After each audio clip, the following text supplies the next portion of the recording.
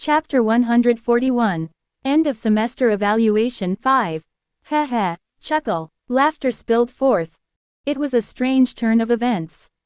Kraid had taken countless lives of the Ain clan on the battlefields. Now, those glory days had passed into distant memory. The life atop the battlefield, each day treading on thin ice, was something he could never forget. The sworn enemies he met on those fields all had eyes brimming with deadly intent. This was because the option to surrender was non-existent. In a desperate situation, to recognize the disparity in ability and humbly accept defeat would only be followed by the cold embrace of death. Yes, you are, certainly stronger than those mediocre serving officers. Quote, with his hands deep in his pockets, Kraid smiled bitterly. The feeling of drunkenness and hangover had completely vanished. Now he seemed to grasp the coldness that lingered in Ed's eyes. It was the deadly intent that could only reside in the eyes of someone who had repeatedly skirted the line of life and death. Back when he roamed the battlefields regularly, he would engage dozens of times a day with those bearing such eyes, risking their lives in combat. The edged sensation that was now slowly being forgotten sent chills down Kraid's neck. The high-ranking wind spirit, Merylda. To her, the size of a house, even this expansive dueling arena seemed confined. And with the audience filling it up, a reckless move might harm the surrounding students. Even if solely motivated by victory, there were lines to be observed. Thus, powerful as the high-ranking wind spirit was, there were too many restrictions to utilize her power. The battlefield itself was a disadvantage for her. In truth, Kraid faced the same problem. Using high-grade lightning magic could endanger the students around him, requiring careful targeting. If that giant wolf form was the target, it certainly wouldn't be less problematic. Crack! As Kraid leapt back and gathered magical power in his hand, Ed followed suit, leaping after him. As Kraid had predicted, Ed had no intention of using Merylda as a physical combat tool. However, the various spirit techniques and wind magics that Merylda wielded were still troublesome. Behind Ed, the mighty wolf stood as steadfast as a mountain. When it roared, magical vibrations filled the dueling arena of Nilg. Ah, arg, my ears are ringing. Dozens of wind blades spilled out from the wolf. Each blade was a problem in itself, but the sheer number was extraordinary. Any average magician concentrating would fire off blades one by one, but the overwhelming quantity assailed Kraid, leaving him with seemingly no chance of evasion. The mid-grade freezing magic, Ice Wall, manifested. The wall of ice that sprung up blocked the blades, but as it intercepted half of them, it shattered. Crash! Following this, the remaining wind blades advanced as if to rip Kraid apart. He managed to neutralize the remaining blades with a hastily conjured defensive spell, squeezing out magic power, just barely. But by now, he had given Ed too much ground. A dagger, reversed held, flew towards Kraid. The defensive magic was already neutralized by Merylda's spell. With the drunken haze from his eyes fully lifted, Kraid sharply twisted his body, snatching Ed's wrist. It wasn't magic, just pure physical movement. Instantly, Ed pulled on his captive wrist. Kraid's balance faltered, but he planted one leg firmly, gritted his teeth, and withstood Ed's strength. Your physical strength, it's impressive. Quote, had he been a so-so magician, he would have been defeated right there. Kraid was certain of this. He faced the giant wolf without any emotional turmoil. Kraid had been through many battles himself. Naturally, he decided on his next move. Kraid materialized the mid-grade fire magic, Focused Explosion. The magic, specialized in rapid attacks, only shone when the caster managed to chant before the opponent could. However, against Ed, it was the wrong choice. Boom! Flames burst from within Ed. Even the quick focused explosion, when manifested by Kraid with mana sensitivity pushed to the extreme, was just impossibly fast. But Ed didn't need to react. Whoosh! Flames enveloped Ed's arm, which jutted out to grab Kraid's collar. He had resheathed his dagger. He withstood, bare-handed. In Ed's presence, terror lingered. Even if focused explosion was the weakest among mid-grade fire magics, withstanding it barehanded was unthinkable. Then, the possibility of Spirit's blessing emerged in Kraid's mind. The blessing of fireproofing. Normally bestowed by lower spirits, the blessing from the now middle-tier spirit, Muck, could withstand even mid-class magic's intensity. As Ed channeled mana into the staff in his other hand, Muck's spirit technique, explosive sound, enveloped the dueling stage once again. Fire by nature burns all evenly, but this time its influence was anything but fair. Ed was temporarily immune to fire magic's influence. The massive explosion bared its fangs only at Kraid. This guy, he's quite the product. Satisfied, Kraid prepared to unleash his full magical capacity. Yes, losing this battle would also be a good experience for him. Single quote. Boom. The two exchanged rapid blows too quick for the crowd to follow. Most of the audience had already given up on keeping up with their movements. Dust and magic veiled their sight, making it difficult even to watch. Once the flames and dust settled, Kraid had been blown away by the explosion. Murmurs rose from the crowd. Ed had truly defeated the senior professor. However, Ed did not let his guard down. He already knew. Even in that dire moment, Kraid could have blocked Ed's attack. He had definitely gathered an absurd amount of mana. Kraid didn't fail to block, he chose not to. The reason was clear. It was a feint. Whoosh. A wind arose from Ed's center, enveloping him. It wasn't a magic cast by Ed. It was the whirlwind's blessing surrounding him. The emergence of this protection meant that there had been attacks Ed had failed to catch. Ed narrowed his eyes and surveyed the surroundings. About half a dozen ice spears were stopped by the protection, halted from piercing his back. Looking forward, Kraid's face was ominously close. It was like a scene straight from a horror movie. On the battlefield, a moment of inattention can cost you your life.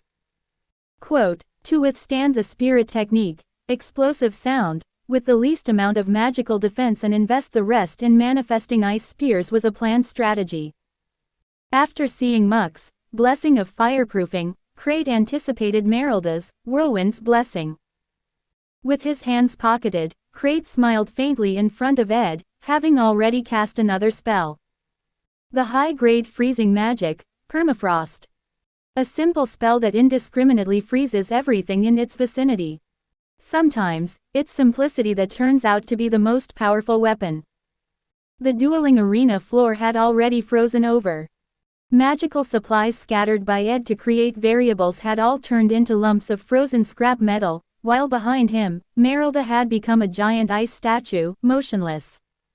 Ed had avoided the spell because Muck, the mid-grade fire spirit, had rapidly blown away the chill. However, even with the advantage of element, a mid-grade spirit could not fully nullify a high-grade spell. Ice up to Ed's ankles was solidly frozen, stuck to the floor. Let's end it.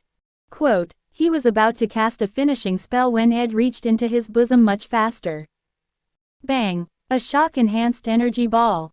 A basic but powerful magical engineering tool. Saved until the last possible moment for emergencies, it now served its purpose. Kraid's body was flung back by the shock, while Ed drew forth his mana to melt the ice at his feet.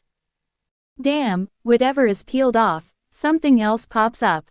The ice encasing Merylda also began to crack. Even high-grade magic had its limits, it could only momentarily bind a high-wind spirit. Kraid stood up and glared at Ed. The ice still tightly entrapped Ed. Although he was quickly melting it, it wasn't going to be easy. Merylda would soon regain her freedom, but not yet.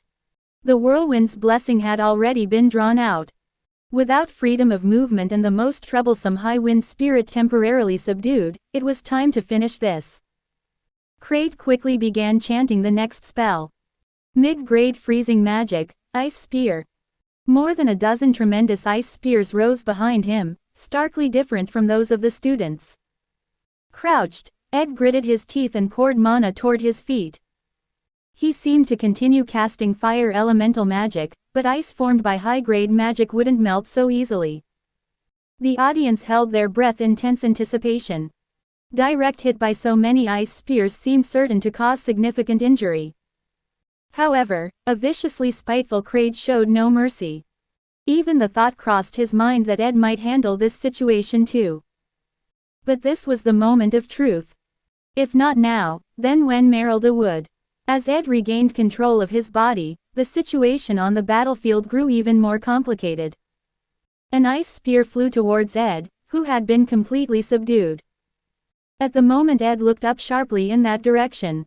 Crash! A man wearing knuckles barged onto the training ground. Kagagagang! Pababak! Numerous ice spears were all deflected.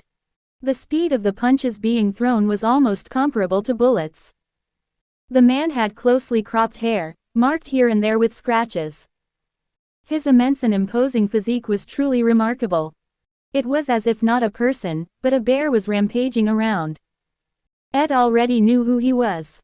A senior, the fourth-year representative of the Sylvania Academy, and the acting executive of the Student Council, Tyke Elfellen. Professor Kraid. Quote, having deflected all the ice spears, Tyke then spoke in a low voice from his position. This seems quite over the line, Professor. Ed Rothtaylor is already incapacitated. Quote, Ed Orabuni. Following him, Tanya Rothtaylor, the president of the Student Council, climbed up onto the training ground. Rushing over to where Ed's legs were frozen, she grasped his arm and checked his complexion. Ed Orabuni, are you all right? Are you seriously hurt? It was the Student Council that ultimately intervened, unable to stand by any longer.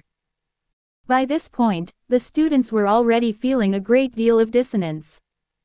The match had been too intense to be simply brushed off as a final practical exam.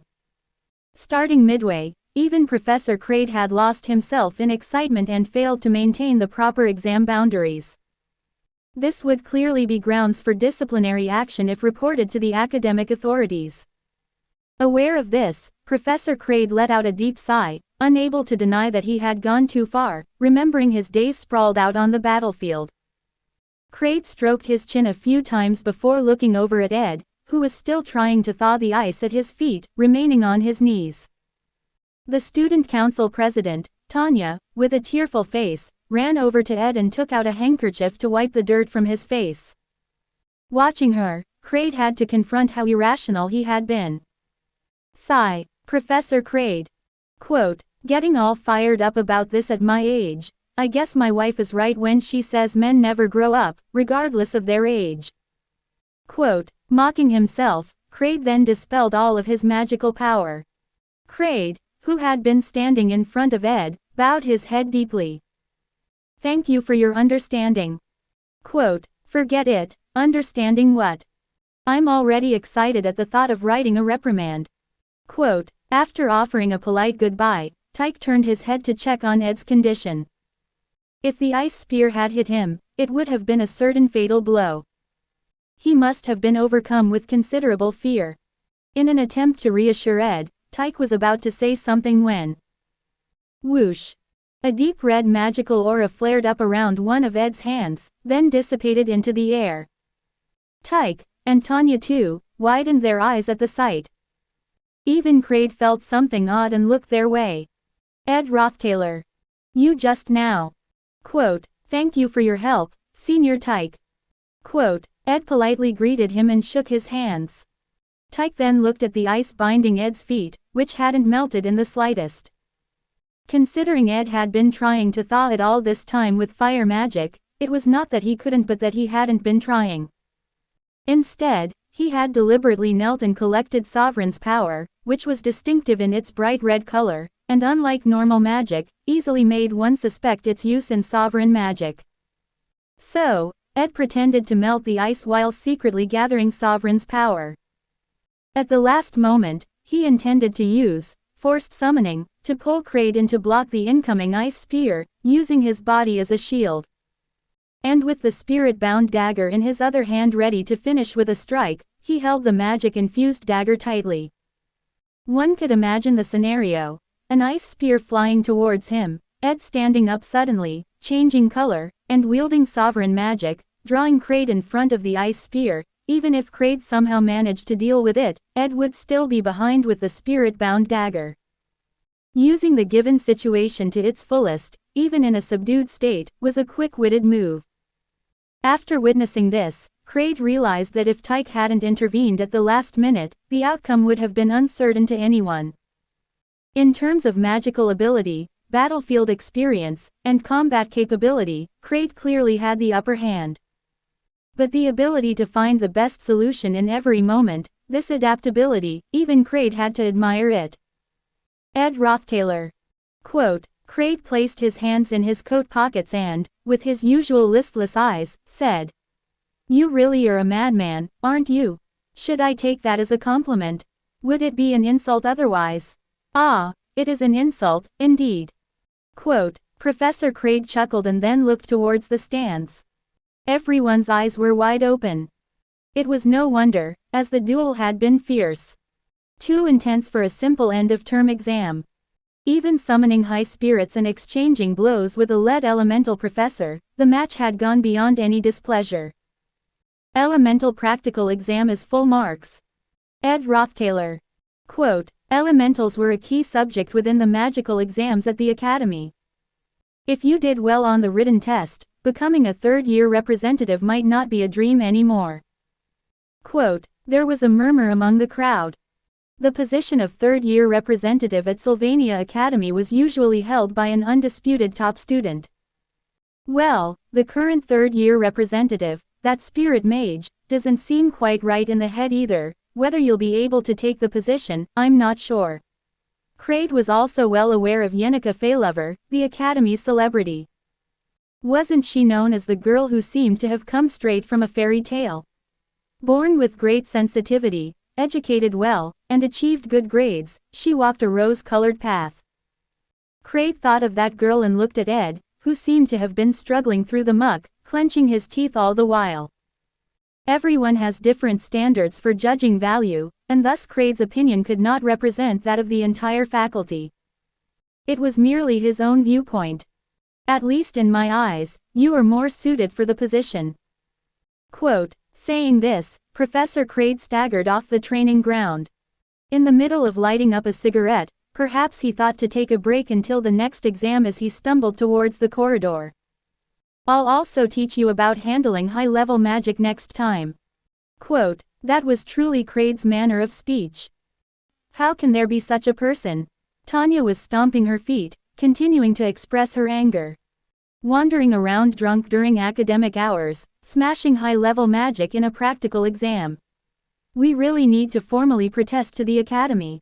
I will take responsibility and pursue this matter. With Tanya raging beside me, I left the student council building. It wasn't exactly a pleasant experience to exit through the stands with the support of the student council president. The murmurs and stares made it feel as if I were some famous personality.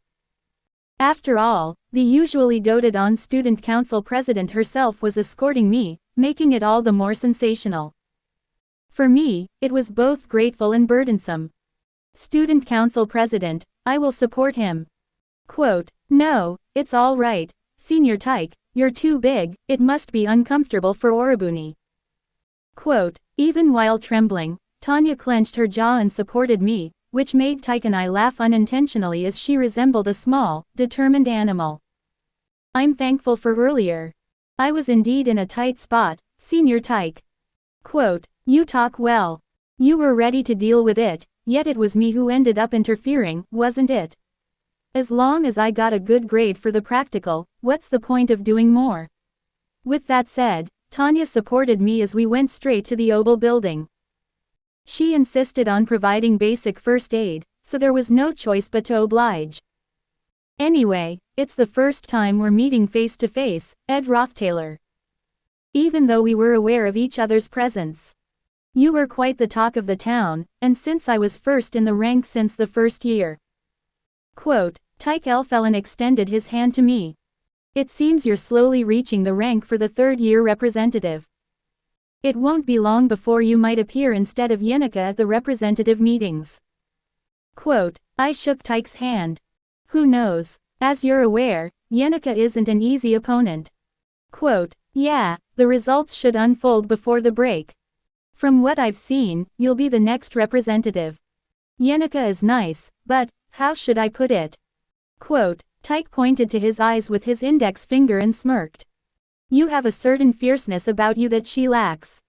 Quote, it's part of her charm, too. Quote, she's your good friend, I've heard. Oh, I shouldn't have said that, wasn't really backbiting though. Quote, shrugging his shoulders, Tyke looked up at the Oval Building, the Center for Student Council Activities. It feels like a threat when the juniors start rising up. I'm feeling a bit of pressure, too. Quote, Tyke laughed heartily, like a bear, as he gazed up at the reddening sky. Grade announcements will wrap up by next week, and then break time. There'll be a lot to do for graduation preparation. Quote, muttering to himself, Tyke went ahead. In some ways, that could be me around this time next year.